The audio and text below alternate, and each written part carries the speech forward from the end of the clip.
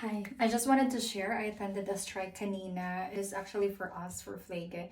Not in a way, I'm not a member of Verdi, but I am all for giving us a better condition, especially for those working in the Flake, no?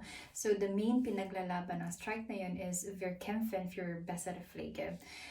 I do feel bad when some of you know would chat me or would send a message to me na ate hindi ako nakapag-break today kasi sobrang kulang kami sa tao, sobrang ang dami namin ginagawa, etc.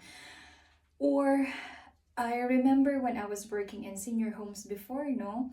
And also sa station before na I would have like halimbawa 7 days straight duty, 1 day off, and then 7 days straight duty again.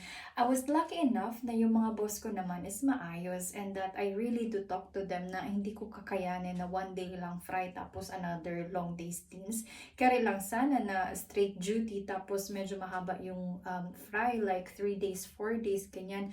Rather than 12 days, tas 1 day fry. Ay, girl, we work to live, no? Not work to die. Ganyan.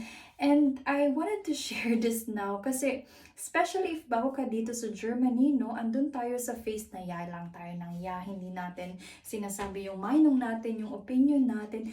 Think about it. Would you be able to work in that kind of condition na okay ka lang?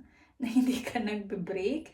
If it's, yes, for sure, there are really days na talagang pag-hectic ganyan na hindi ka makapag-break.